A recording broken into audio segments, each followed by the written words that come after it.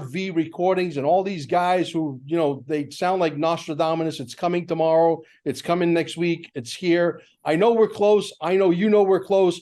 But to put dates and stuff that it's going to happen on Monday at 2:00 in the afternoon, to me, is crazy. I know you're an authority on this. Let's talk about that first. So, as far as the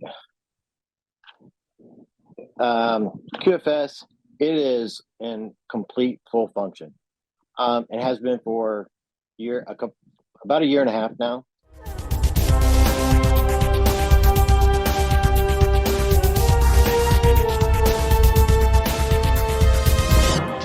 But before we get started, folks, make sure you hit the pause button.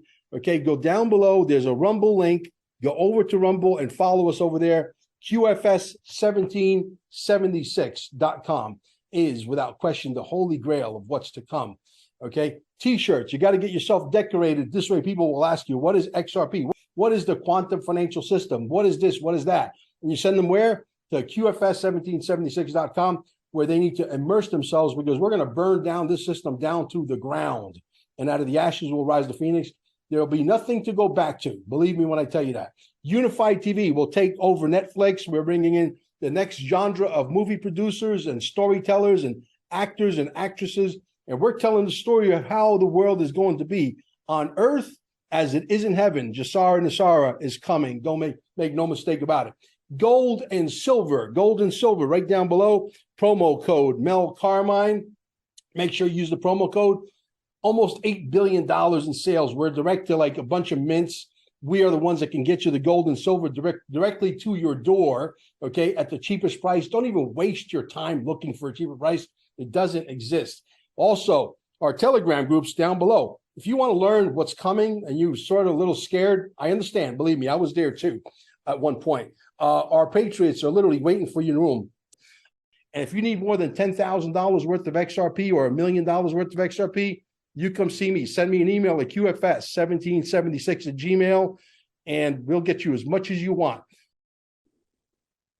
Well, good evening, folks. We got the one and only Captain Kyle in the house, and it happens to be exactly 417 here in Costa Rica, and you know exactly which team we're on, 417.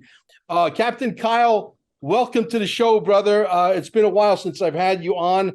I want to talk a little bit about all these RV recordings and all these guys who, they sound like Nostradamus. It's coming tomorrow. It's coming next week. It's here. I know we're close. I know we're close. But to put dates and stuff that it's going to happen on Monday at 2:00 in the afternoon, to me, is crazy. I know you're an authority on this. Let's talk about that first.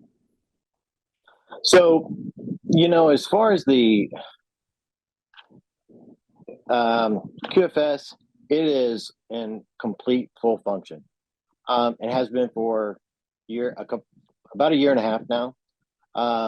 If you go back and you look at the financial institutions that got busted for money laundering and fraud back in 2021, 21, you're looking at Credit Suisse, Deutsche Bank, all the big names, Wells Fargo. They all got their hands caught in the cookie jar. And this was on purpose because in the good old boys network, in the fiat system, basically they could just shovel things around and nobody would know the difference, right? But when they had the QFS actually, running side by side with it, monitoring every single dollar, every single penny, then basically it caught them in their own trap. And it was all intentional to do that. But you have to think about that. Go back 5 years, go back 10 years. And has that ever happened before? No, never did. Not at that degree. Some low-level people got into a little bit of, trouble here and there with doing some shady stuff. And that was just to basically throw a carrot out every now and then, but nothing really ever happened because of that.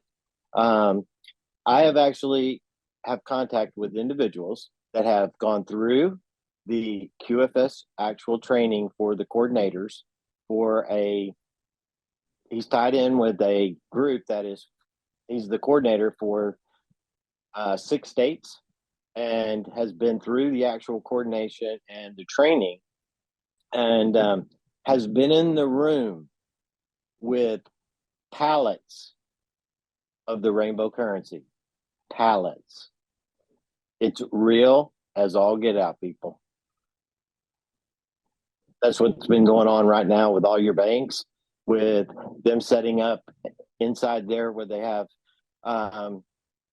over this past year where they all went to a digital program. Everybody's accounts went offline for a period of time for an upgrade in all of your banks that are actually going forward. Your credit unions, your big banks, Bank of America, Wells Fargo, all of those went through that. And whenever we were down and not being able to go into those banks during the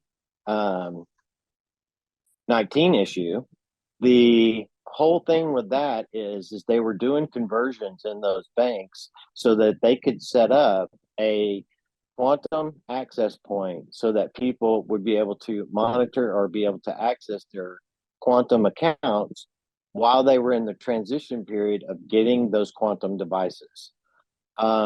You can go to your credit union, they all have them, and they are basically a internet portal that is tied into the QFS and tied it directly into that of bank. I've posted pictures and videos of them over the past, talked to the people within my credit union. And the funny thing about it is that, you know, they knew that I knew what I was talking about, but they couldn't really answer the questions. And it's funny when you put people on the spot like that.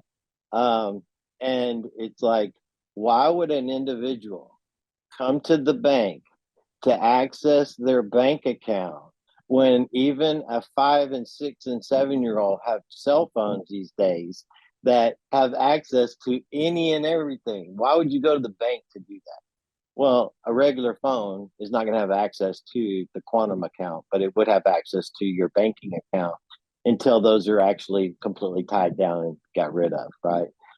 So there's going to be a time of transition going through the period, but it's going to be a very short-lived period. The quantum devices have been being built ever since 2020, when Trump actually enacted the Presidential Act for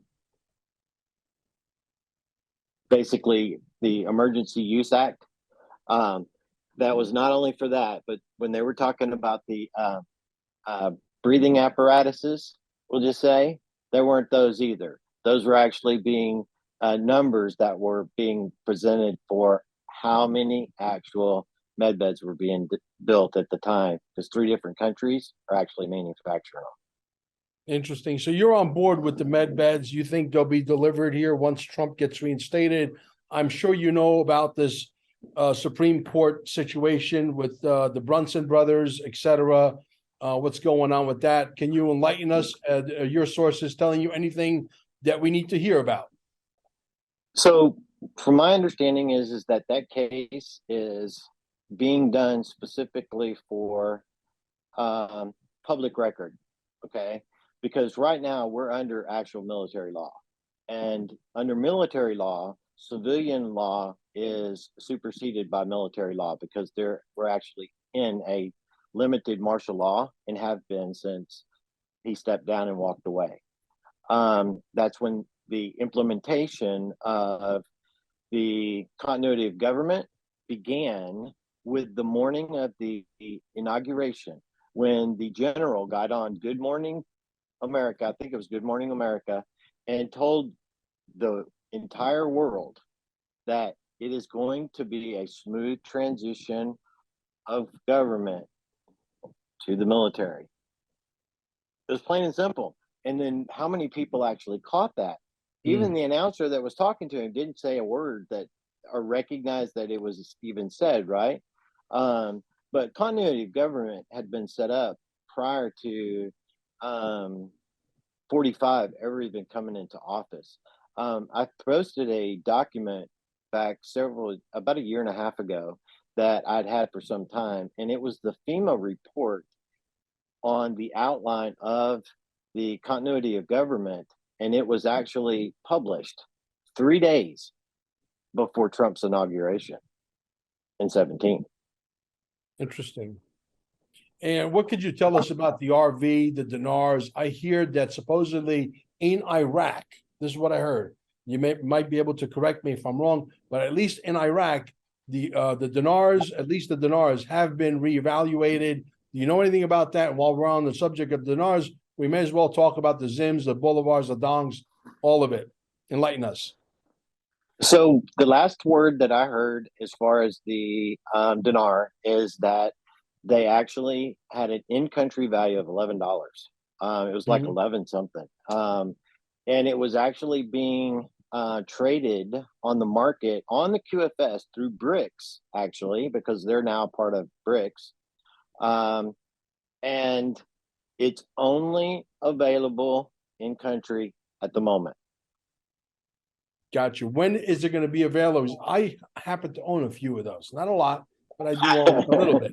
Okay. When is it going to be available to the Mel Carmines? When can I pick up the phone and tell Bank of America, hey, I'm coming down. I got, a couple 100,000 dinars. I want my money.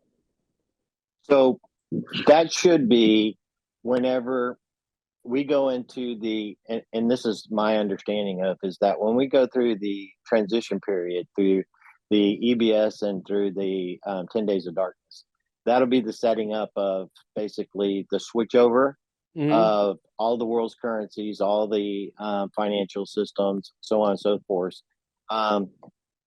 Most of the countries right now are actually on a digital asset, and the majority, I think it's like 140, 49, 160, something in that ballpark, that's actually a part of BRICS itself, which is basically the backstop to the fiat system and the central banking system going belly up, because it's going to, right?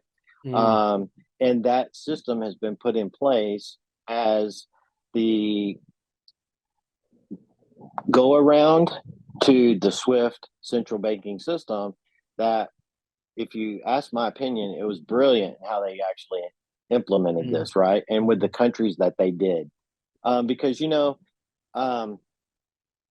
one main country that is going to make the most difference, because you hear Venezuela, Argentina, all these other countries have joined in with BRICS, right? Iran, Iraq, I believe, and the Iraq and Kuwaiti are supposed to actually join as far as their currencies under one umbrella. The thing that took place over Thanksgiving, all countries, Gesara and NESARA, met and signed for the finalization of that going forward in Geneva, Switzerland on Thanksgiving. Interesting. It was huge. Interesting. Now, rainbow currency, you just said that you have sources that told you that they've seen pallets and pallets. I mean, not that I don't believe you, I do, but I would love to see a video of it, not a picture, because anybody could go on the internet and who has any kind of graphic skills. I could go and design the next version of the rainbow currency, et cetera, that's backed by gold. Anybody who knows how to do that could do that. My question to you is, have you seen any video of these pallets of rainbow currency, yes or no? No. Okay. But the individual that I'm speaking of has a good 50 years in the financial services industry at the highest level. Got you. That individual, if I was to say that person's name, people would know exactly who I was talking about. Oh, okay. Gotcha. It's a real big name then. Okay. Got it. It is a very big name. Got it. Okay. My friend Randy, South Carolina, this happened about 4 days ago. He goes to the bank, Truist Bank down in South Carolina, and all the systems are down. Nobody can get their money out. They're calling it a bank holiday. He's pissed off. People are coming to the bank in droves because they're hearing about it over the internet, et cetera, on local Facebook channels, what have you. And there is big commotion. So he gets in his car. There's little old ladies crying, saying, I can't, buy cat litter and I can't buy, food, etc. And he was like, hey, I wish I had the money. I would just hand it out to everybody, right? But the facts are he got in his car and he was speeding a little bit. And the cop pulls him over and they start talking about this stuff. And I don't know how my name came up, but it did. And the cop said, you mean the guy with the big blue chair? Shit, you're not. That's funny. So the cop happens to be a listener. So whoever that cop is out there, hello. Is this like a sign of things to come? Is South Carolina a testing ground? Are we going to see this? For example, I bank with Bank of America, and I bank with about 3 different banks here in Costa Rica as well. I'm wondering, do I have anything to worry about, being that Ripple has already really partnered up with Bank of America, and this was verified by somebody who went to that thing that they have every year. I can't think of the name of it. It's like a seminar of sorts. Swell, that's the one. Yeah. And somebody literally got Brad Garlinghouse to the side, and Brad Garlinghouse verified in spades that Bank of America indeed is partners with XRP Ripple. Now, if that is the case, do I need to worry about anything in regards to whatever money I have in the bank in the United States? Yes or no? No, you don't. Okay. The monies that are being transacted through all of the networks are actually already being tracked and traced through your own quantum financial account. You actually have one. Okay. Everybody has already had one assigned to them. Gotcha. Good friend of mine this morning, she's a pretty big investor, and she's actually the largest investor that I have in XRP without mentioning her name. She's in the millions of XRP, millions. She's buying more. Yeah. She sent me a little video of this guy that lives over there on Laguna Beach by the name of Big Swear. I'm sure you know who he is. And she said, fast forward to the 17-minute mark and listen very carefully. And there he is, bad mouthing XRP is never going to go anywhere. XRP doesn't do anything, blah, blah, blah, blah, blah. And I said, well, XRP, I said, you could build federated side chains. You could build other tokens. You could do smart contracts. You could do NFTs. It moves at the speed of light. It could be amped up to 3.5 trillion transactions per second. What part of that does Big Swear not understand? That maybe we should get Big Swear on a show so you and I can literally beat him up a little bit. What do you think? So the thing that does is it basically, once you have your quantum device, which, like I said, they're going to be very interactive. They're going to be very user friendly. They're going to be at the way your systems normally work now. So they're going to be very easy accessible. It's not going to be like you're going to have to all of a sudden learn a whole new way of doing access to your money or your transactions or any of that other kind of stuff. It's going to be very, very simple. What makes that so unique is that, you and I could be sitting here just like we are right now. And you say, hey, I've got something here that of a value that I want to buy. And like say, a vehicle or whatever it may be, right? Or Harley, collector's item, whatever. And I say, yeah, I'll get that. And you say, okay, well, this is how much I want for it. I say, okay, that's great. Then I could actually do that transaction directly from me, directly to you in 1 second. It would take me longer to put the information in to do it than it does for that actual transaction to actually hit your account. And the great thing about that is that we could be doing that at 2:00 in the morning.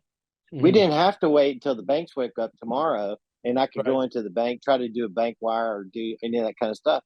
And we can be in 2 different places, just like I'm where I'm at here in the United States and you're there in Costa Rica. And 1 second, it's a done deal. Sure. And then we can also do a smart contract on that for the delivery of that once you got your funding. Yeah.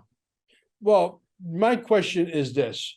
Why do guys like Big Swear and Cliff High, who I think is a little bit of an asshole, I think these guys are bought and paid for. I think these guys are, somebody gave them a bunch of money saying, make sure that the little guys don't get rich. we want you to spread this narrative. Is that a possibility? Absolutely. Like I said earlier when we talked, and I've talked about this a lot of times, is that XRP was never meant to be for the little guy. It was never meant to be. You got to understand something, is that the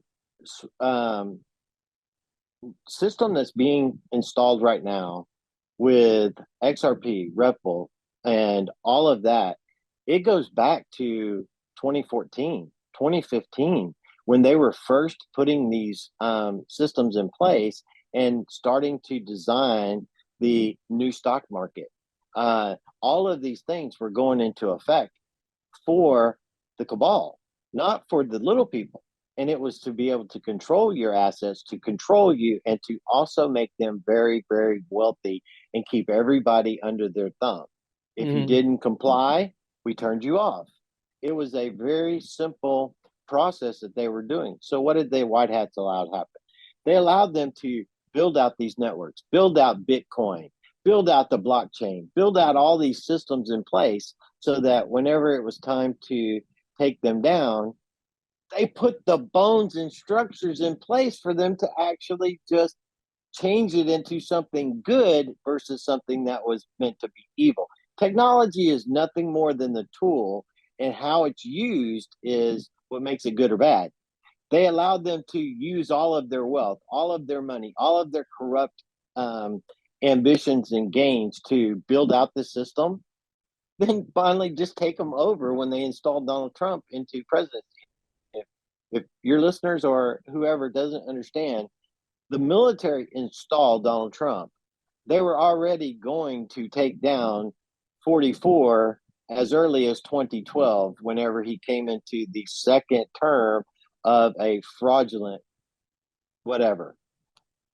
They were going to actually. Do you think taking down 44 would have been a better plan than the one we're in right now?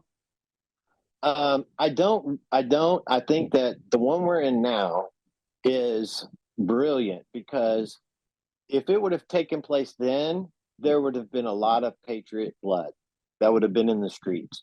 Right. And the reason being is because people consciously were not ready to wake up to the depravity that is going to be exposed so that we can change all of humanity.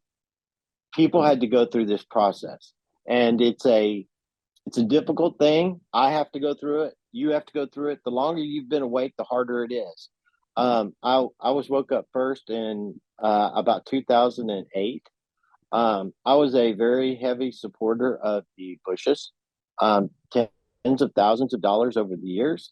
And to find out that I was supporting a paperclip Nazi, I was very pissed off at the world that I had been basically so defrauded that way, that I was supporting an individual that was a part of one of the worst events that we had known in history up until that point, right? And then to find out that that was also a direct link to the day that changed the entire world, when they committed the travesty in New York in September. That event right there, basically, they were actually declaring war on the entire world at that point. Because we know that the day before that event took place, Donald Rumsfeld came on TV, said the military industrial complex lost $2.3 trillion. $2.3 trillion. They don't say trillions in 2001, 2000. Trillions weren't even a number that people discussed ever. And to come on TV and to say that they could not account for $2.3 trillion. And then the following day, we were supposed to have NESARA released. Alan Greenspan was actually cued to go on TV at 10 a.m. that morning. They had the gold, they had the system in place to actually relieve those contractual debts, because all it was illegal user interest from the central banking system, making money out of nothing and then charging interest on it. That is an illegal process. And that was proven back in the farmers' claims of the 90s. That's what led to that actual NESARA and now Gesara because of what they did in 2001. That made it a global thing. At that point, it was a America thing, and that's what it would have been to begin with. Now, would it have been out to the rest of the world after that? I do believe that was the plan, but until it was established in the United States and to take down that debt slavery, you couldn't do it anywhere else, right? Yeah. And so the process that we've gone through right now is a means that more people have woken up to the corruption worldwide, not just in America, not just in their own country, but worldwide, of the medical industry, the banking industry, the governments themselves, and how they are all tied together, and they have absolutely nothing to do with actual your interest at heart, none whatsoever. And to find out that the word sheeple is an actual damn real word. Okay. Well, in this world, my friend, you're either going to be a sheep or you're going to be a sheepdog. I think we all know what category you and I fall under. Okay. Absolutely. So let's get on with we had a conversation before we hit the record button, and you said that when they say go, now I have a friend of mine, his name is Zach. I just recently interviewed Zach Rector. Nice kid, very sharp. I mean, this kid's sharp. This kid's 160 IQ all day long. And he's got called in because of his sharpness into Val Hill Capital with Jim Valley. And they're going to be working on a new proposal that I think is going to be more like $100,000 buyout per XRP. Now, you had sent something to me that I might not agree with, and I'm going to put up a little friendly debate if you don't mind. All right. If nothing else, it'll be for shits and giggles, and it'll be good entertainment, right? Yeah. But you had said that once they call us and they say, "Hey, Mel, we're ready to buy your XRP," or Amber, we're ready to buy your XRP. We want to pay you 100,000. Look, a lot of people would sell it at 10% that all day long. And I've said many, many times we've accumulated enough to where if it goes to 50 or $100, we don't really have to do anything anymore. And obviously the 290-foot yacht will be more like 90 foot. Okay, without the 200 feet. But the reality is, you said that if you say no to the offer of 100,000, let's use that as a number, because we know going into this new world called NESARA with the UBI and the unbanked of 1.8 billion, almost 2 billion people unbanked. You got most of Africa, most of India, most of Southeast Asia unbanked. They're going to be banked. You got the UBI, it's got to travel through something we know is going to be the XRP, XLM, etc. So we know that we're going from a 5 quadrillion to 50 quadrillion. So a $100,000 XRP makes all the sense in the world. And that could be just the appetizer. They might know already, the people upstairs, the actual physical number that it's actually worth when they realize they have to go, into the stratosphere. They probably know, for example, it's worth $1 million because that's what they need it to be at, for example, to move, global commerce. Let's call it that for lack of a better term. But if I say, you know what, I'm going to sell you 20 XRP at 100,000. That gives me $2 million. That gives me breathing room, and that gives me negotiation power. The money sits on my hardware wallet. I'm in total full control of my money. That money cannot be turned off because I have it. But you said something that said that once they make the announcement, if you didn't sell it, and you come back 2 years later when you realize, hey, the banks are, doing commerce with XRP, and XRP is moving at $1 million a piece, you can't go back and say, hey, I still got, 550,000 XRP. I want to sell them to you at $500,000 each. They're going to say, F off. How does that work? So I've had discussions with some people within the financial market, like I talked about earlier. And the reason that it's going to be more than the word I want to use is more than valued at a very high price intentionally because of its actual valued worth of what it's going to be used as. Okay. Just like what you made a reference to. But it's a asset that is not a public asset when it becomes a instrument for the institutions. Once it becomes an actual institutional means of commerce, will have a value, like I said before, and this is how I was put this to be understood, is that there were going to be a time period that it's like a buyout, right? To get it out of the public and into the in institutional use only. Okay. And during that time period, the amount that it's going to be, and that's where I said before, I think it's going to be anywhere from $50,000 to $100,000, just like what you were saying there.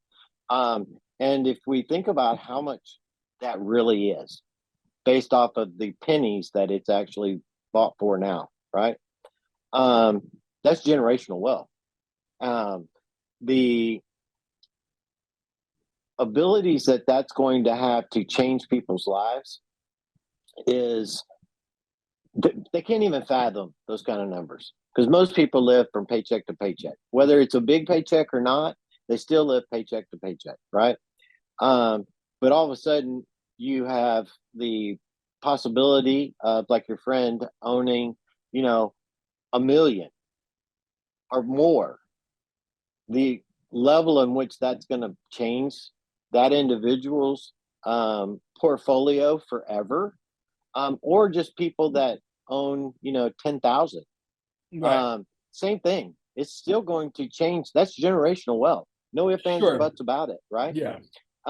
And so when I say that I believe that it's going to have a period of time, an expiration time period, because once it becomes a fully functional coin for the institutions, not for the public, not a public use sell, not a public use. That is XLM. XLM. Now, if you were to be smart, you might say, okay, well, now I might sell that XRP and buy a buttload of XLM. Right then, you may double or triple your money on top of that. But as far as that becoming a means to be able to do transactions from the public, it will not be possible, because it is an institutional coin that is for institution to institution. So if you've got something that is only institutional in value, it has no value to the public anymore. That's where that's going to end up coming into play. All right, let me play devil's advocate here. Let's just say there's the deplorables, meaning all of us. We own collectively 300 million, 300 million of these tokens out there, right? There's 100 billion. No, let's say we own more than that. Let's say we own 30% of the entire float. Okay, that's out there in the hands of the deplorables.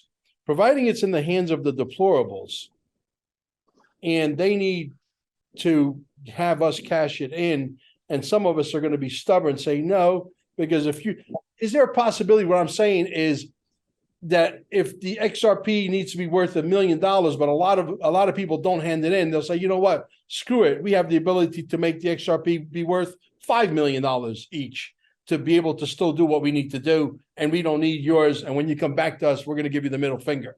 Is that a possibility? I don't think it is, because I think that it's going to be a disclaimer in the beginning of the period of time in which it's going to be bought back, the reason it's being bought back, and as well as that it was never meant for the public to have. And it was a valued asset that was allowed for the public to purchase the banks knew about this and made it very difficult for people to purchase, Mhm. but it was never meant to ever be in the public's hand. And Right. because it got out into the public through the deplorable means, so to speak, then that became a instrument of blessing for us to go forward in the changing of the generational wealth, from a transferring of wealth from the corruption to basically your average Joe. Gotcha. The future banks are going to be called financial service centers. They're not going to be able to bleed us like traditional banks. I believe they're going to be operating under PolySign, which is a software that all the banks will have to adapt going forward into this quantum financial system, the Gesara, NESARA. In your opinion, where does the central bank digital currency fit into all of this? I think that is the major struggle, to be quite honest with you, unless there's something that I'm not seeing. So I think what's going to end up happening, okay, and I've kind of got a hint or two about this specifically, is that the front end of this transition is a part of the scare event, and that the central banking digital currency is a part of that plan, and that's going to, for a short period of time, come into play and show the people the because some people are just going to run to it. Other people are going to say, wait a minute, I don't want no part of this, right? And it's going to basically show those individuals that now we control you. We can control how much you spend, when you spend it, what you do with it, and so on and so forth. We know that the Treasury and the Federal Reserve, was, it was actually brought into the Treasury Department in May of 2020. Mhm. There is no Federal Reserve anymore. It's Okay. basically a institution that's being allowed to continue to operate so that the military can do what they've got to do to bring down this cabal banking system worldwide. Mhm. Mhm. So the Queen's announcement, we know that she had been dead for several years. And Mhm. that Queen's announcement was an announcement to the world that that crown banking system was no more. Mhm. When she was actually removed, so to speak, that was videotaped. And not only was that videotaped, it was sent out to all of those cabal members Mhm. that this is what is coming to every single one of you. And when they made that announcement, it was, what happened with the Vatican shortly after that, which we know the Vatican is empty. The Vatican had nothing. It was cleaned out in 2020.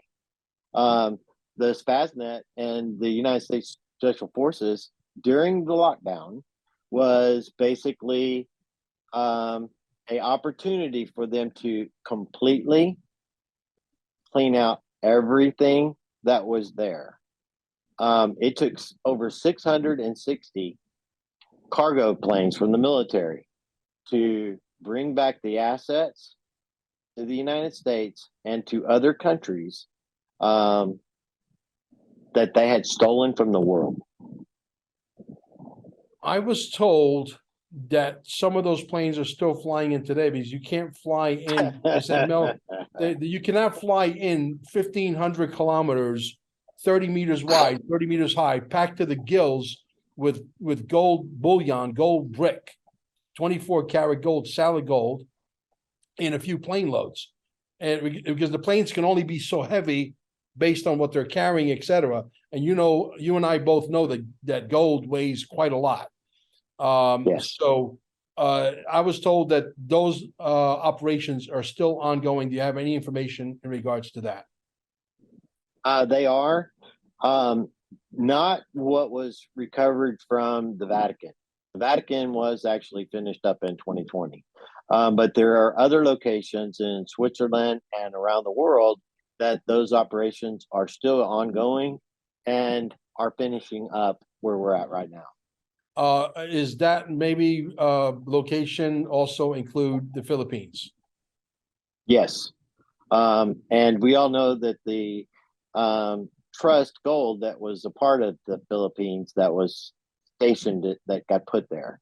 Those are all been confiscated, all of it. Interesting. The presidential contest that just went down over there in Brazil, and they obviously finagled the bagel again with the dumb onion machines that are pre-programmed to make some people win and some people lose without getting too. I'm trying to stay under the radar here, Captain. I understand I know where you're going. Yeah. What's going on down there? You said something about Brazil. The military is stepping in at this point. Can you tell us a little bit about that? Yes. So Basario actually has lined with the military. The people of Brazil have been in front of the military bases on a day in, day out basis, protesting for the military to step in. And because of the awakeness of the corruption in Brazil and the need for their justice to come through the military, that they're pushing the alliance further along than they wanted to be at that point in Brazil, because there's a few other little snags with timing, because that's what it's about. Because there's a 4-hour window that is when they go to take down these governments, which are going to happen. There is a 4-hour window for all of them to go green. It's like whenever you have a RICO case, right? Which this is what it is. It's a worldwide RICO case, kind of. When you get the green light and you're taking down all of those RICO members within that mafia family or whatever it may be, right? Because this is what it is. It's a global mafia family. It is the 13 families corrupt system that had been in place for a long time. And so when it's time to take down these systems and they give the go sign, they're going to be implementing this worldwide all at the same time. And so a lot of this, in my opinion, is going to fall under the guise of a potential world war, because it's what it's going to look like with all these militaries all of a sudden going into action all at one time, because they're not going to show people what they're doing as far as that they're taking down the governments of these countries, right? But then I believe that right after all that takes place and the fear event that's going to take place, because I do know that that's a definite move that's going to happen. When that goes on, that's when the EAS system should go off to alert people of what's really taking place, what's really happening, and all of that kind of systems, right? And, when we're talking about the financial system, the stock market, I think that there's going to be some major, like say, military moves, so to speak, right? That will appear that something's already happening ahead of schedule, so to speak, but it's not. It's actually a part of the overall plan. And we would say, okay, like if China was to all of a sudden take down Taiwan, what would that do to the United States stock market? It would crash it immediately because of the chips and all of the technological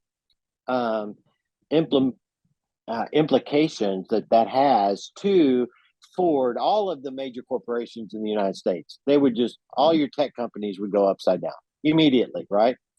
And because if that was to take place, it wouldn't last long. I think that whole invasion is supposed to look like a 24 to 30 hour kind of event.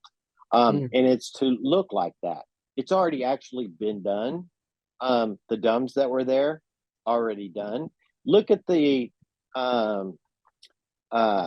earthquakes that's been taking place at your 10-kilometer marks all around that area, cutting off those escape routes before they actually went in to do what they have to do. Our military and the militaries around the world they're positioning their military ships and assets around the world right off the coastlines. They do not do this. I've got another guy that I deal with all the time. He's ex-special forces and operator, so to speak. And he comes on my channel all the time, and he's a good friend. And we talk about this. He's ex-Navy too, right? Mhm. And so we talk about these military ships and the carriers and where they're at and what they're doing. And with them being located where they're at and all the assets that go along with them, okay? Because you're talking about a carrier group here. You're talking about 30 ships altogether, right? And a submarine or two with each one of those assets. And they're all stationed in positions where there are right along shorelines, right along coasts in Australia, in the Mediterranean, in the Northern Pacific, over in the South Asian Sea, right? Right there in the whole heart of where everything's taking place, right? This is all strategic on having these escape routes cut off completely, evacuated where they cannot be used anymore, and then it pushes everyone onto the land and off of their escape routes. There's no getting away now with any of them. And a lot of when people look at their flight aware, I mean, I have it going up here on a big screen above me here, and the amount of actual foreign military planes that are accessing the skies in the United States on a day in, day out basis is anywhere from 5 to 7, up as high as 10 different countries, military planes inside of our airspace. Why? It's a good They're question. in conjunctions with capturing, detaining, and delivering individuals that are part of this takedown that's being done, that has been being done. There is no getting away. There is no getting away. And just like I was saying earlier about Brazil and the military, for them to be able to act within Brazil, they had to take down the cartel that was there. There has been video that's been released in the last day or so that shows the military going into the bizarrios and actually taking down the cartel and the cartel element, the corrupt element that is there, so that the police, organized situations, they do not go there. It is off limits to them. The only people that can go there is the military, and they're going in there for one reason. That is to capture or to kill any of the illicit individuals that are there. And it's taking place, whether people want to realize it or not. Yeah, this has been described that when we reach the final crescendo of the military action, it's going to be an organized, synchronized military action, the likes of by a factor of maybe thousands of times bigger, obviously, because it has to do with the whole world. Like when Michael Corleone said, "Hey, tell my sister I'm going to be the godfather to her baby." Her sister's name was Connie, if I'm not mistaken. And he goes, when I do the baptism, we're going to take care of the heads of the 5 families, the Bazzini, the D'Italia, the Genovese, the Gambinos, the Colombos, all of them. And simultaneously, all of those family heads were taken out. And then he became the godfather of godfathers. This is exactly where we're at right now, aren't we? We are. And what people have to understand is that what is going to take place is going to scare the bejeebus out of most people. Mm-hmm. Even those that think they're awake. You're not really awake. You think you are, but you're not. And it's okay, because everything is being taken care of. And what is going to appear is this is what's called controlled chaos. And out of chaos comes control and organization and functionability. So it is an intentional move on what is going to take place so that people can break that programming, that MK Ultra programming that they are so controlled by that they don't even know it. The worst person that you can try to help is the person that is a prisoner of their own mind, and they are the guard. They're the gatekeeper. Yeah. So I always said that part of the breadcrumbs coming into play here is obviously the lawsuit with, Ripple, PolySign. SEC. Yeah. The SEC, I call it the Kabuki Theater lawsuit because this thing is a BS story on steroids. It was already finished, right? That's been done and a it long actually time. Yes, and it's basically what it's there for is to set an actual precedent for the 222 regulation. That's what it's actually there for. Right. But I always said that the two breadcrumbs to also look for, besides the lawsuit being announced, the Kabuki Theater lawsuit saying, okay, the lawsuit's over, Ripple won, blah, blah, blah, is PolySign and Spark being airdropped. I think that is going to be an indication because I think these two entities have been ready for a very long time, but they just don't want to come into the level playing field until the dust settles. Am I correct about that? I don't really know exactly how all that's going to work out. But I know that there are many players that are on the sidelines, all ready to go. And it's just a matter of when that lever gets actually activated to basically tie in all the cross sections of everything. It's already done. It really is. And we wouldn't even be talking about these things if it wasn't, because that is how secretive this entire plan has been on purpose. Right, of course. And I see it as clear as day. I'm in the movie theater 17 hours a day, believe me. The reality is when this whole thing comes unraveled for the normies, if you will, is there going to be like a live show on YouTube, possibly taking over YouTube, possibly, on Rumble, possibly also on Truth Social, that will explain what the next series of events going forward is, what happened, why it happened, and why we're moving into NESARA, Gesara, to sort of snap the general public out of their media-induced comas. How's that gonna work? So, from my understanding, is that's going to come through the EAS system, and also through the Mars program, and as well as it's called the Giant Voice. And if you listen to what they're talking about, where they say that we're about to plant our flag on Mars, Trump says, right? Our flag, military operation. Mars, that is basically the communication system that is in place. The Giant Voice, always, that is also an emergency voice network that was put in place.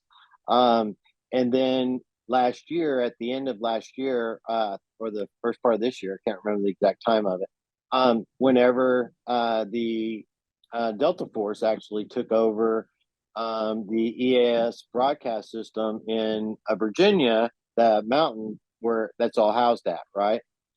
So everything is in place. All of the communications are in place. The Turk satellite that was put in place, which is a part of over for Africa and so on and so forth, that part of the world, to relay that information globally. People around the world are going to have to be told what is taking place when it comes time for the disclosure to take place on why we did what we did, why you had to go through what you had to go through, where we are going here from, tomorrow, the day after tomorrow, and allowing things to play out is going to be, through my understanding, through that system, right?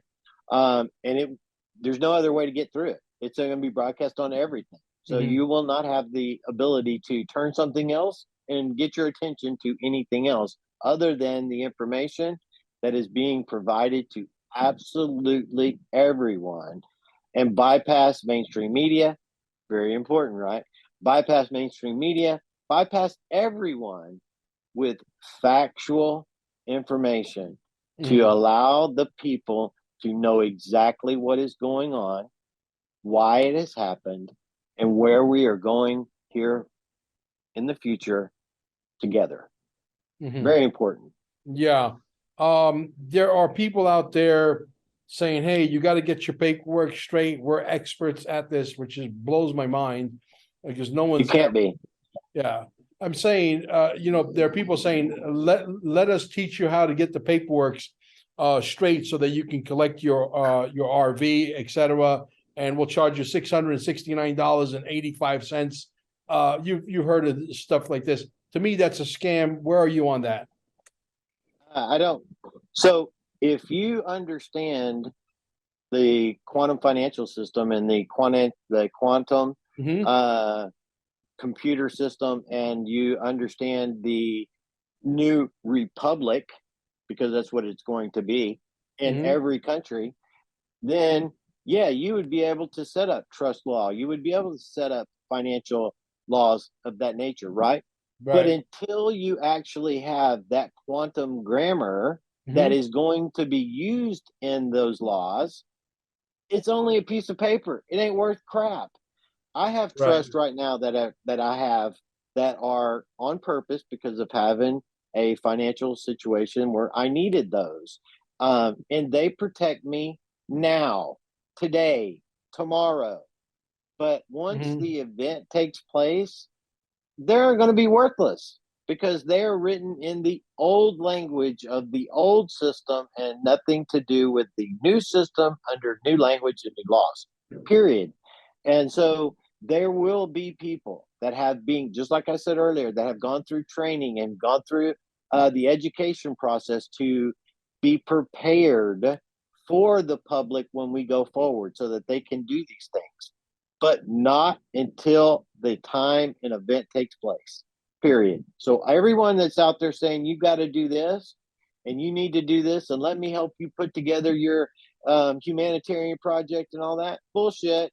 Yeah. All it is, it needs to be a well thought out idea, and that is what is important, is the idea and how we can help make that come to pass. Sure. Because most people have no idea how to run a big, huge company, how to run a big humanitarian organization, so to speak, and you will be the one that is going to be put in conjunction with either business planners, construction planners, people that know how to make those things come to pass, that can be all umbrellaed together in making that happen, right? And so to do that up front, it's wasting a bunch of people's time and money that they don't have. And it kind of pisses me off, actually. It really does. Trump, in his last speech in Mar-a-Lago, said that Pelosi is not even in this country anymore, something to that effect. The trials that are going down there in Castro territory, Pelosi, Obama, Clinton's, Klaus Schwab, George Soros, all of them. Are these people dead or are these people alive? Some of them are dead. Yeah, Fauci. some of them are dead. I think he's been dead for some time. If you go back and you look, they switched him out a long time ago. It's not the same person. Gotcha. Just like they did with the resident that they have now, that's being played by either clone or actor or CGI, whatever they need at the time. So with that, that individual was gone in 2018, and hadn't been seen since then. Also, HRC, that individual was picked up initially in 9/11 in 2016. Video taking place where it actually had. I have an actual picture of inside the van that she went into. And her final days were in 2018 as well.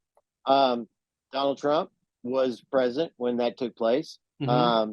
So There are some individuals that I believe that potentially I have heard that they have been off, like as in Obama, Michael, so on and so forth.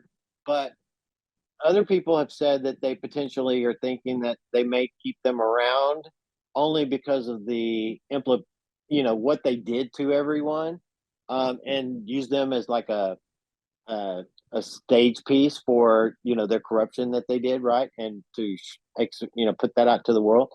But my belief is the one that's actually they have clones for that, and that they can use a clone to actually perform that execution, and that individual is already gone. Yeah. I think that a lot of them are.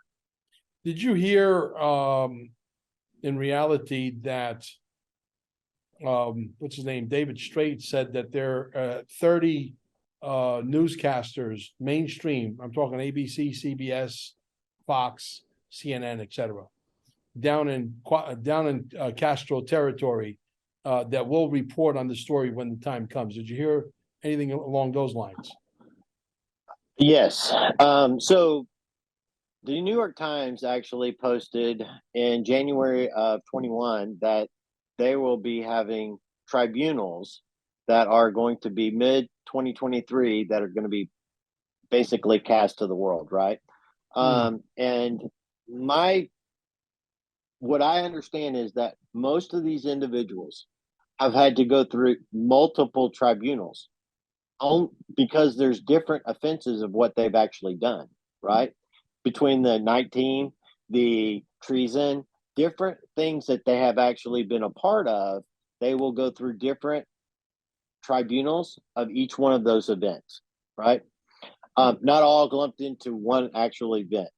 And so the ones that I believe are actually the ones that are being talked about that are going to be broadcast to the world are the actual thing that is based upon Nuremberg, and that being exposed to the world to the level of what it is, and that actually going through its actual tribunals publicly to the world.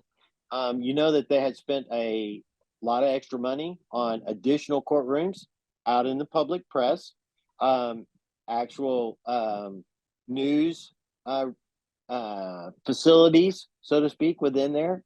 And these news facilities that are in there and these trials that have actually taken place, they are in both digital and analog, so that the validation of the confessions that were taken, the actual trials themselves and what took place, have a dual copy of a actual digital version and an analog, that if you try to mess with the analog, it's been tampered with.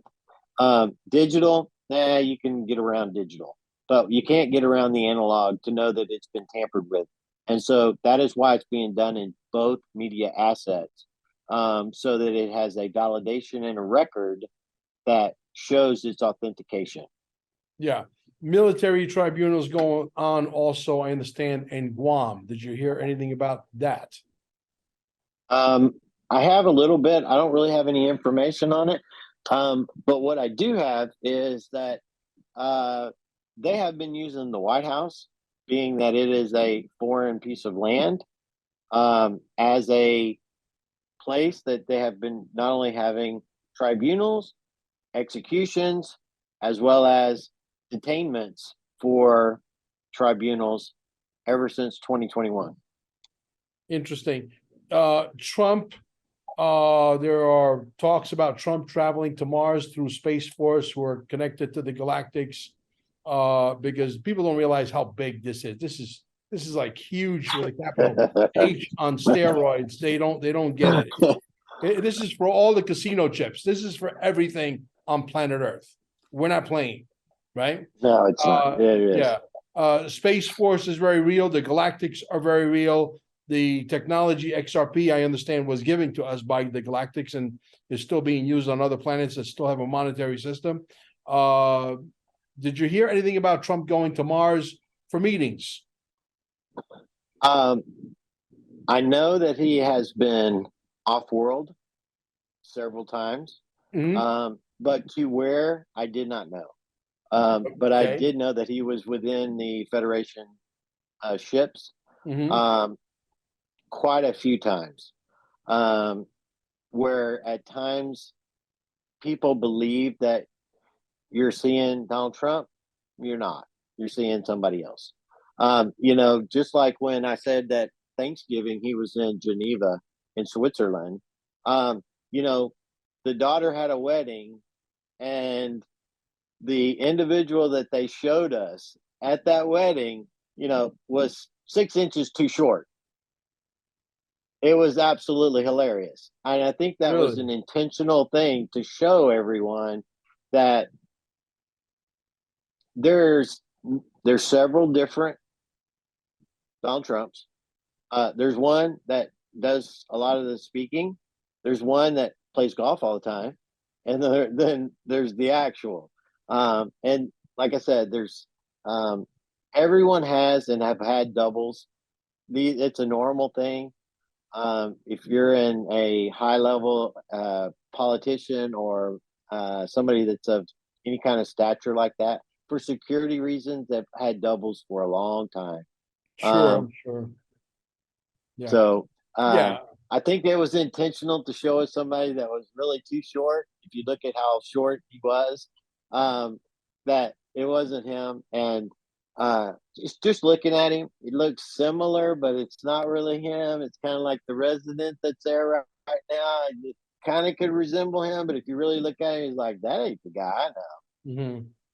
Yeah. Derek Johnson recently took a picture of himself with Donald Trump on Mar-a-Lago, and I think you probably saw the picture. I looked at I Donald have. Trump. He looked too short. He looked too old. Didn't look like Donald Trump at all. So if any of you guys have That's the that golf picture, player. huh? That's the golf player one. That's the That's the golf golf player. player. Okay. That's the golf So they player have at one. least three versions of him. Yes, they do. Okay. At least three. Yeah. And then him. Uh-huh. He's a great SG guy. I've had Anon, him on my show a lot of times. nice. SG Anon is coming on with Josh Reed, who is military.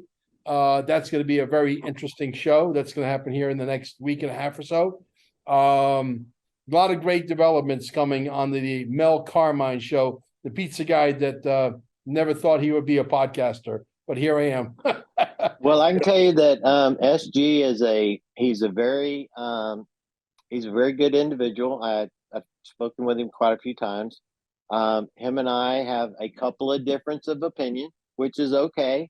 Sure. But in the overall scheme of things, we Mhm. are connected 100%.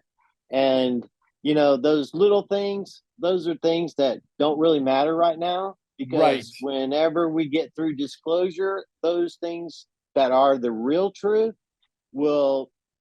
it wouldn't surprise me if we're both freaking wrong. You know what I'm getting at? We're going to get So some that's things why. wrong. We're going to get some things right. We're going to get some things right because we're in the movie theater 17 hours a day, every day, and sometimes even on Sunday. XLM, XDC, QFS. How does that XLM monetary system, which is going to be very impressive in my opinion, and so is XDC, how is that going to play into this QFS? And is XLM, in your opinion, going to be worth every bit as much as XRP? Yes or no? No, it will not be as valuable as XRP. Mhm. Um, XRP is going to be based on a gold value, and Okay. that's the way it's standard, because that's what the standard of the financial system will be based off of, right? Right. Other commodities that like in Brexit, some would be platinum, something would be something else, but it would be equivalent to the same value when they're stacked between each other, right? XLM is the people's money. That's going to be based on silver. Right. And, you know, I like both. I like to have the digital, but I also like to have the real too, right? And Right. this is 10 ounces of solid silver. Sweet. I love it. And I believe in having both, right? Because when silver goes through the roof, that right there is the most highest demand commodity in our new technologies moving forward, and it is a limited commodity. There's only so much silver, and when they use silver, it usually gets destroyed. It's not something that can be refurbished and remanufactured into something else. And so that has been a play for a long time with what they've been doing with the commodities market with gold and silver forever. And I think that it's a good thing to have a little gold, have silver. And, I think that this is what I really think with silver is that silver is going to take a big jump whenever all this happens, right? I think it's going to go anywhere from, $2,500, $5,000 an ounce. A lot of people are going to get rid of it when that happens because it's going to be like you were saying earlier about the XRP, right? You'll give a certain amount of it and then hold off and whatever, right? But if you do that, that would be the way to do that with silver is just give up a little bit, get you some finances on that stuff, but hold it, because as you go down the road and these new technologies come out, then the value for silver being what it is and what it's used in its limited capacity, its value is going to start going up quite a bit. And I'm like I said, I'm not a financial advisor, but I have heard talks that silver could go as much as $18,000-$20,000 an ounce down the road, 5, 8, 10 years. Just so think of what you buy it for now and what it could be valued down the road. Yeah. Look, we win this lawsuit, which I believe we will. Because if it goes all the way to Supreme Court, we may as well say, hey, we got to wait till 2025 before NESARA, and maybe Trump won't come back right away, et cetera. A lot of things will be into play. But if we win the lawsuit, let's say in March of 2023, the Kabuki Theater lawsuit, the one for the masses, it's a show. Trump returns, Spark gets dropped, a few things happen, poly sign, boom, XRP will go to $20-$30 like that. Okay, a lot of people that don't understand because they have chicken brains are going to sell their XRP at $20-$30, and therefore that's probably going to be one of the buybacks that they're going to test first so that the banks can get it back, and they're going to get it back cheap because thank God for a lot of dumbasses out there, right? So that's where I'm at with that. What do you think about that? So I think that is a slim possibility, because I think that when those transactions actually take place, we won't have access to them. We're not going to have access to our finances. We're going to have access to the monies in our wallets or any of that stuff.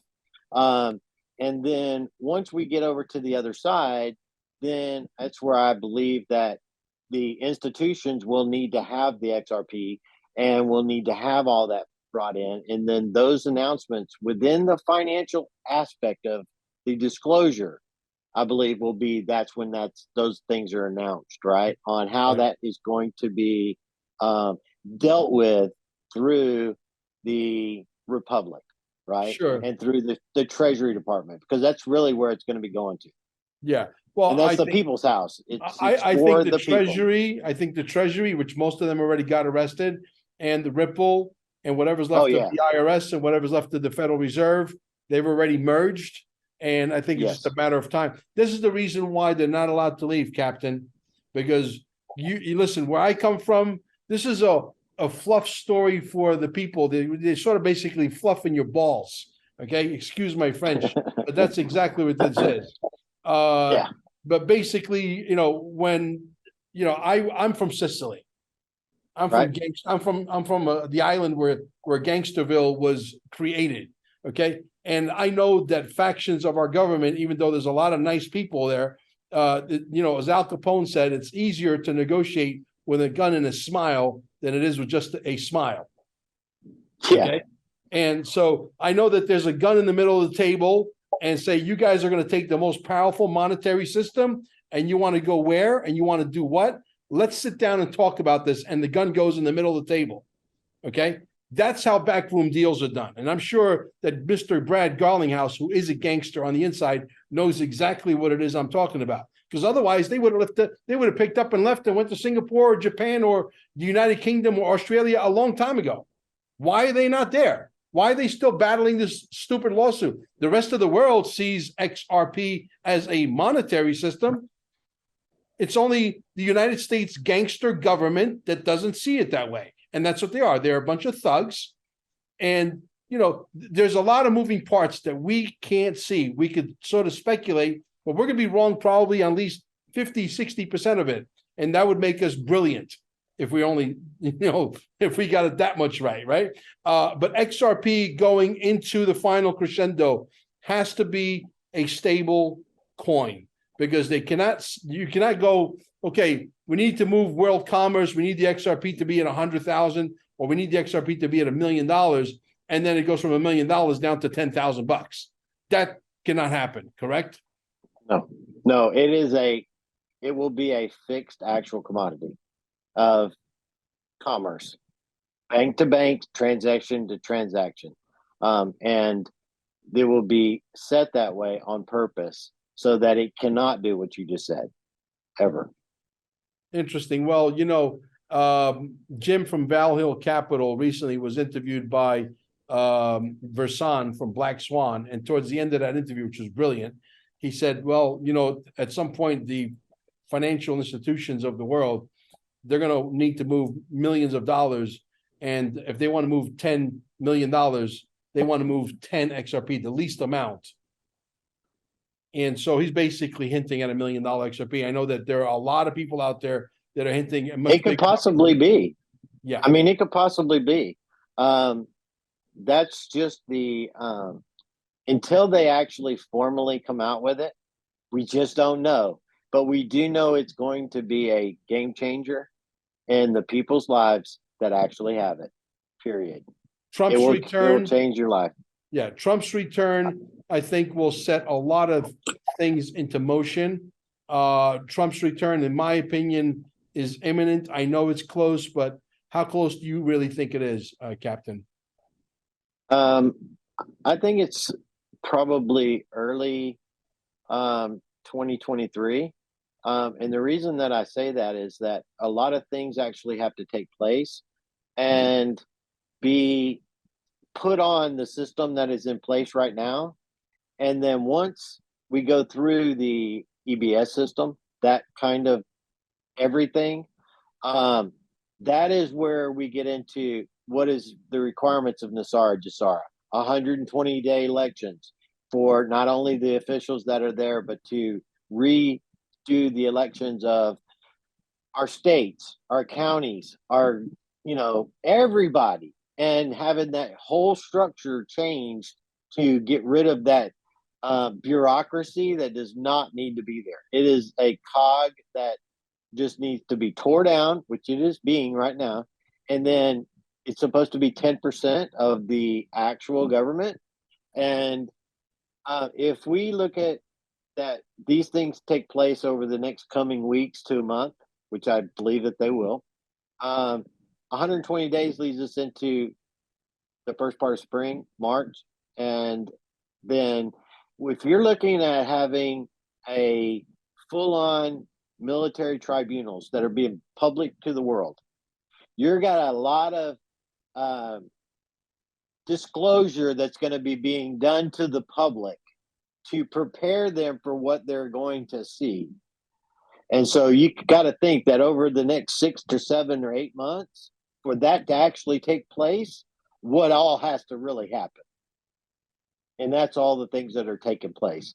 And I think that, like I said, I believe that Trump will come back early to, you know, probably around the first part of the spring. And that's just the way that I see it.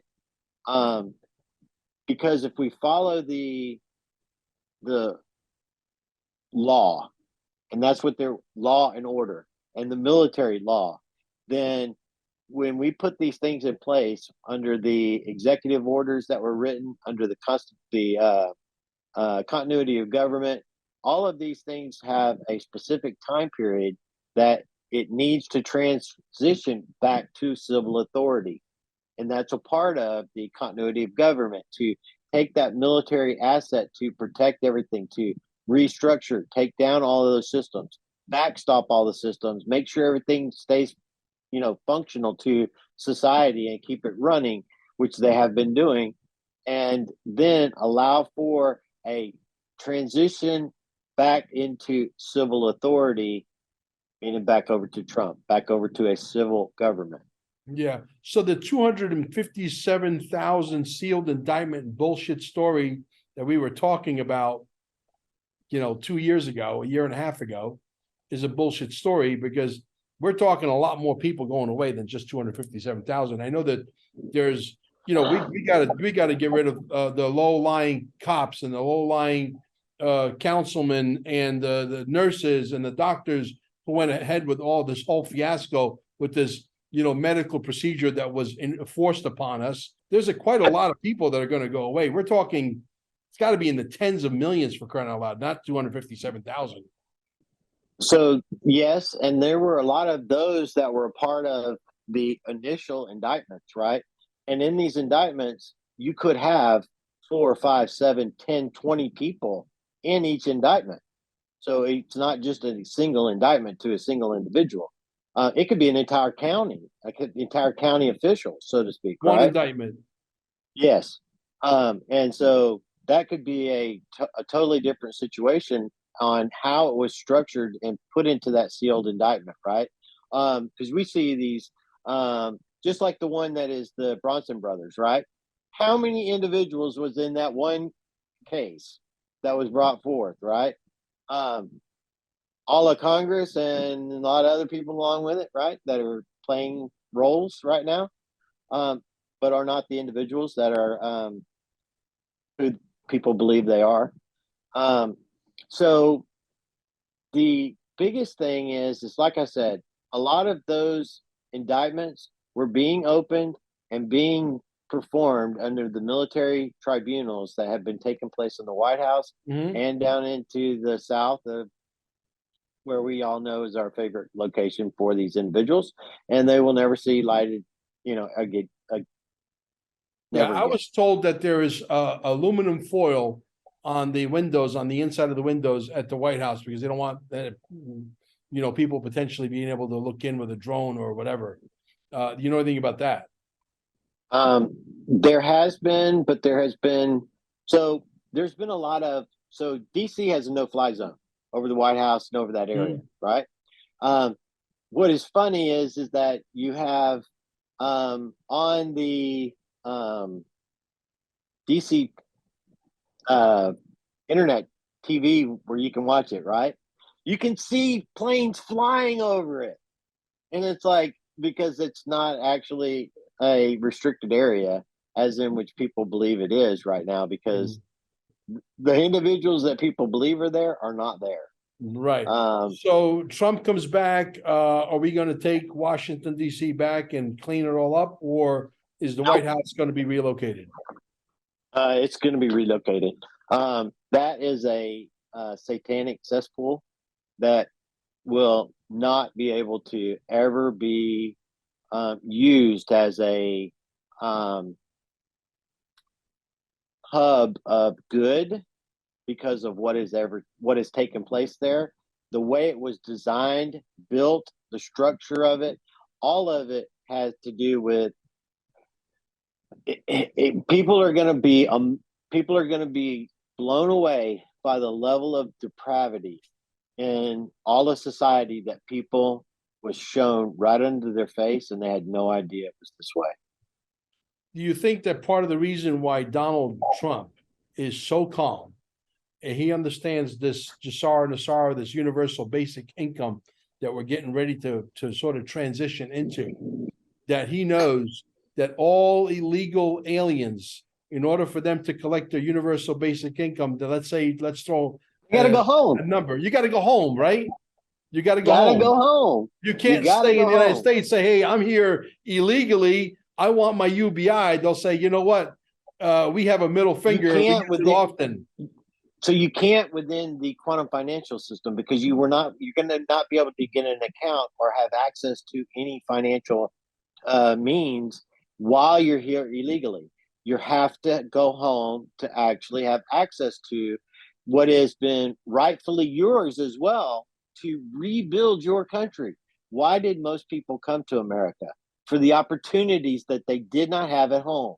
They would prefer being at their own home with the finances to be able to build or rebuild their own communities the way that they want. And so the way that I was actually told this is that we will assist all of those individuals to be able to go back to their own homelands and to make those means necessary for those individuals to go home, because they will not be able to stay in any country illegally because of the way the quantum financial system is connected to you individually. Period. Cannot be hidden, cannot be frauded. So what you're saying is, if we make Guatemala great, like we can't say great again because Guatemala was never great. And the same thing with San Salvador and all these Latin third world countries. But if we make these countries great and there's opportunity there and they can rebuild their own countries, then there's no reason for them to want to live in the United States, because if you can have the same opportunities in Guatemala or San Salvador, and we can knock down some of these structures. I mean, I live in a really nice, gated community, and the town I live in happens to be one of the last middle class towns in all of Costa Rica, and there's not that many left. There's maybe 5 or 6. I think we're maybe 7. Okay, that would be a stretch, but the reality is, you're gonna have to knock down these countries, and some of these countries are gorgeous. I got to tell you, Captain, you knock down 90% of Costa Rica or 98% of Costa Rica and rebuild, and we have the money to do that and bring this country up to 21st century standards. This place is a gem, believe me. Oh, okay? Absolutely. A gem. Yes. Yeah. We got, first of all, you also remove all of the cartel and the illegal trafficking and all of the illicit affairs that are there, and have those opportunities for absolutely everyone, as well as having a UBI for them as well within their own country, to be able to actually have that circulation back within their own country. Like, most of them, they come here, work illegally, make cash, and they send a lot of it home because of the value of it. And that is going to be eliminated completely. Right. They will have those opportunities and that kind of income and that kind of work and financials where they came from. They can go home to their families. They can go home and build their villages. They can go home and build their country the way that they want it to, along with their own countrymen, which is so important. And what people don't understand is that once we get to the other side of this, that the passport and travel, all that that's all going away. It's gone. Because freedom of travel for a sovereign is you can go anywhere you want, anytime you want to. And there will be no real borders, because the way that it will be monitored is that the illicit probabilities of people will go away because of what we're removing out of society completely. Right. So we got to get rid of the Sicilian mafia and the MS-13 and the Russian mafia and the American mafia and the Mexican mafia, because you cannot have Gesara and NESARA live right alongside. Because see, I've done a few of these interviews with some of these people, and I'm going to let you go here in a little bit. And we'll close it out with this. I'm going to hold you over for maybe 5 minutes. But I got people on the XRP Army 1.0 team that are basically saying, no, I just want to be rich. We're just going to give a couple of crumbs to the bad guys. No, they don't understand. They don't get that. NESARA has got to win, or the bad guys got to win. You can't have both of them, be winners, or both of them be losers. It's not going to work that way. Someone's got to win. Someone's got to lose. In your eyes, Gesara is winning, isn't it? It's already actually won. It just hasn't been shown to the public yet. It has already been won. Great answer. Already won. You Yeah. got to understand something. Donald Trump does not speak of anything unless it's already taken care of. He Right. said, we're not ever going to show our enemy what our moves and what our intentions are ever again. Most of the events that are going to play out for the public have already taken place, and they're staging that event for the public so that the public can swallow it. That's what is going on right now. I'll tell you what, I don't know. You and I mesh pretty well together. I don't understand why, for the life of me, we don't do a podcast like every 5-6 weeks minimum. You know what I mean? I'm always here, and I'm glad you reached back out to me, brother. Yeah, absolutely. Let's hit the pause button. Say goodbye to the audience. Guys, don't forget to follow us at QFS1776.com. If you ever lose track of us and you want to find out what social medias we have up and running, just go to QFS1776.com. Top right-hand side, they're all pinned over there. You just click on one and rejoin, what have you. Gold and silver. Don't forget the T-shirts. Don't forget Unified TV down below. This is my new job now. This is how I support myself, and this is how I take my wife out for a roll of sushi every now and then. So we'll catch you on the next one. Don't forget to sprinkle us out there, and so that we can bypass the algorithms. Brother, thank you for coming on board. Absolutely. Yeah, and we'll definitely catch you on the next one. Stay behind, please. Thank you.